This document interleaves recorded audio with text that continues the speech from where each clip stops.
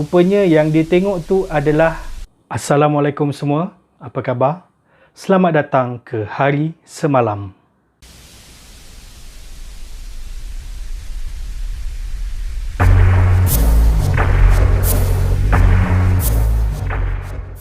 Dalam video kali ni aku nak cerita pasal satu kes yang masih menjadi misteri hingga ke hari ini. Dah lebih 70 tahun yang lepas kes ni berlaku. Sebelum aku cerita, apa kata korang bagi semangat dekat aku dengan tekan butang subscribe, like, share dan komen. Jangan lupa juga tekan butang loceng supaya korang tahu next video aku yang akan aku upload. Dah. Okey, jom aku nak cerita ni. Elizabeth Short lahir pada 29 Julai 1924 di Hyde Park, sebuah kawasan di bahagian selatan Boston, Massachusetts. Dia ni anak ketiga daripada 5 adik-beradik dari pasangan Cleo Short dan Phoebe Short. Sekitar tahun 1927, keluarga Short ni pindah ke Portland. Kat sini Elizabeth membesar.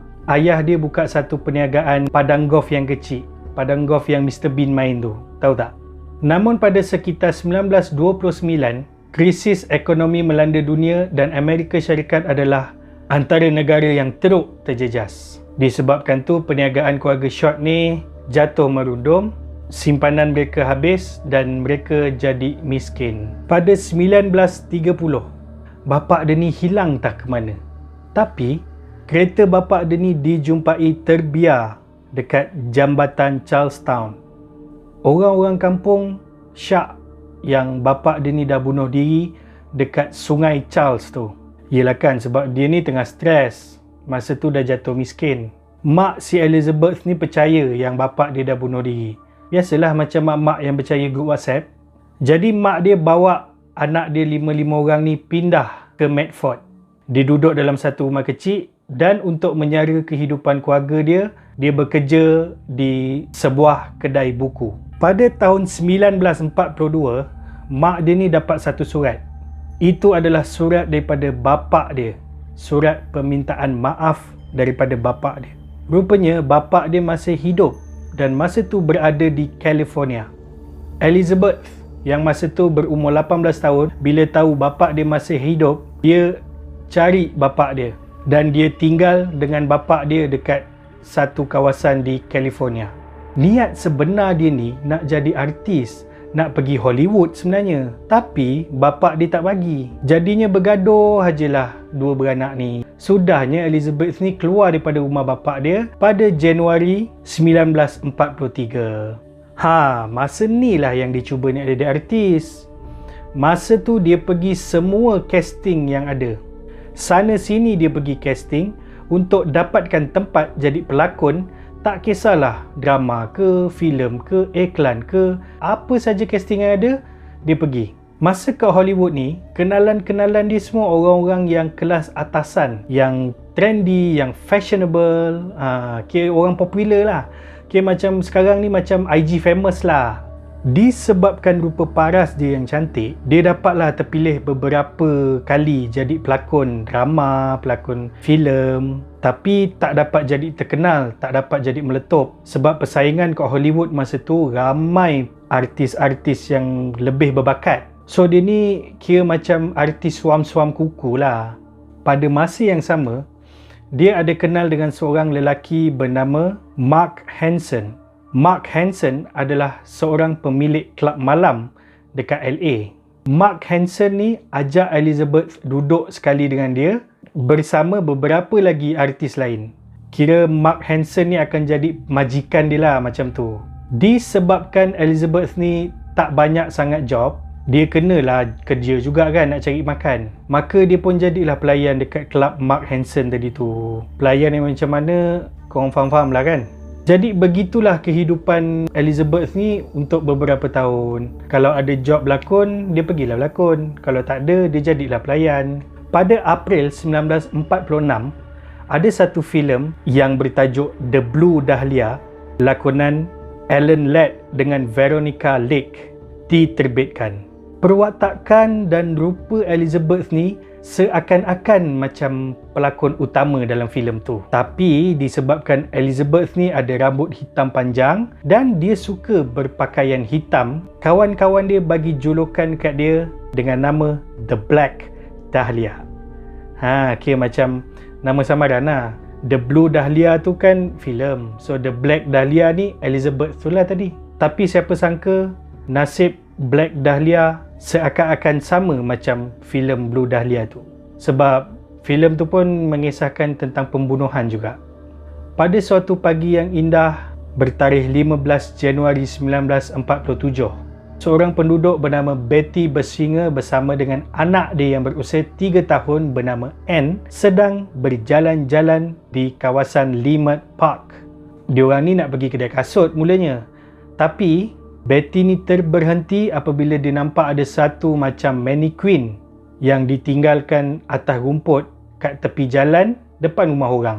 Betty ni pun pergi, dia perhatikan. Dia jalan tengok, bila jalan dia tengok dekat-dekat, rupanya yang dia tengok tu adalah manusia. Ya, yang dia jumpa tu adalah mayat yang badannya dah terbelah atas dan bawah. Muka mayat yang dijumpa tu, mata terbeliak dan ada kesan koyak daripada hujung bibir sampai hujung telinga. Masa dijumpa mayat tu bersih, tak ada satu kesan darah pun. Dah jumpa mayat, akak tu pun pergi ke rumah berdekatan dan laporkan kepada pihak polis. Polis pun datang. Bila diselidiki, mayat yang dijumpa tadi adalah mayat Elizabeth Short yang masa tu berusia 22 tahun. Bedah siasat dijalankan pada 16 Januari dan hasilnya Elizabeth mati akibat pendarahan dalaman. Ada beberapa kesan dekat pergelangan tangan, dekat leher, dekat kaki dia, kesan macam dia kena ikat, dan ada juga kesan trauma pukulan benda tumpul dan gegaran otak yang menunjukkan dia diseksa sebelum dibunuh. Kesan koyak daripada bibir sampai telinga tadi tu dipercayai dilakukan semasa dia masih hidup. Ni hidup lagi ni, dia koyak kan. Lepas tu kan tadi badan dia terbelah kan. Badan dia terbelah, terpisah atas bawah ni terpisah. Bekas belahan dekat pinggang tu sangat kemas. Sampaikan polis percaya itu dilakukan oleh pakar bedah. Kenapa? Sebab lebih kurang tahun 1930-an ada satu teknik membedah yang kemas macam tu. Nama dia hemicorporectomy.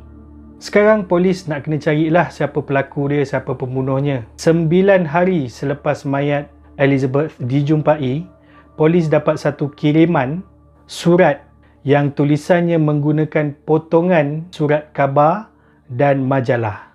Kenapa agak-agak dia buat macam tu?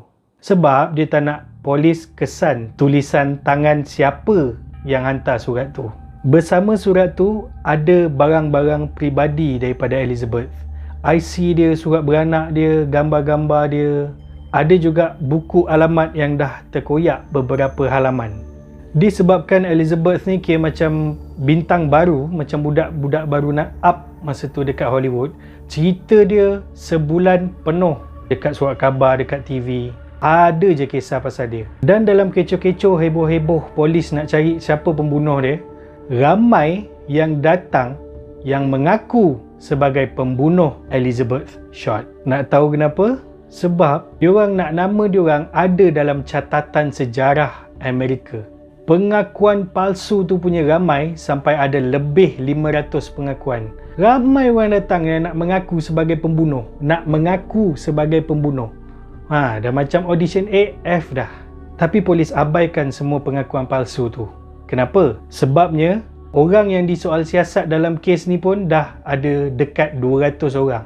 Black Dahlia ni kan artis, so ramai kenalan dia yang disoal siasat. Namun semuanya dinyatakan tidak bersalah. Dalam kes ni ada beberapa suspek utama. Yang pertama, Robert Manley. Robert pernah ajak Elizabeth pergi jalan-jalan, makan angin dekat San Diego. Masa ni diorang ni kira macam teman tapi mesra lah. Pada 9 Januari 1942, Elizabeth minta Robert hantar dia dekat Hotel Biltmore dekat LA. Kat sinilah Elizabeth Short dilihat dalam keadaan hidup dan sihat walafiat untuk kali terakhir. Yang kedua adalah Mark Hanson. Mark Hanson ni tadi yang pemilik kelab tu. Dia ni adalah antara orang yang paling dekat dengan Elizabeth. Kali terakhir dia berhubung dengan Elizabeth adalah pada 8 Januari. Masa tu Elizabeth masih berada di San Diego. Ingat tak? Tadi ada buku alamat yang polis terima daripada pengirim yang tak tahu siapa tu. Buku alamat tu adalah milik Mark Hanson.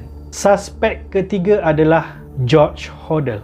Dia ni adalah suspek yang paling kuat. Kenapa Sebab dia ni adalah seorang pakar bedah dan ada klinik dekat LA. Anak dia, Steve Hodel, pernah jumpa beberapa keping gambar perempuan dekat dalam dompet George ni. Dan masa dia kecil-kecil, Steve ni selalu nampak George keluar dengan perempuan yang dia tak kenal. Yang si Steve ni tak kenal siapa. So Steve percaya perempuan itu adalah Elizabeth Short. Namun sampai sekarang kes ni masih tak tahu siapa pelaku sebenar dia.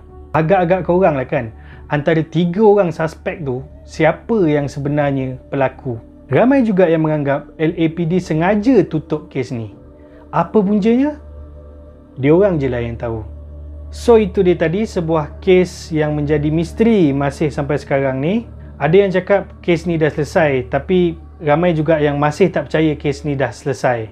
Apa-apa pun, terima kasih kepada korang yang dah sudi tengok video aku daripada mula sampai habis. Jangan lupa untuk bagi semangat dekat aku dengan tekan butang subscribe, like, share dan komen dekat bawah ni. Tekan juga butang loceng tu supaya korang tahu video yang akan aku upload selepas ni. Jangan lupa juga follow media sosial aku, Harith Sam Simon saja, tak susah. Semoga kita berjumpa lagi di video hari semalam yang lain. Terima kasih. Bye. Assalamualaikum.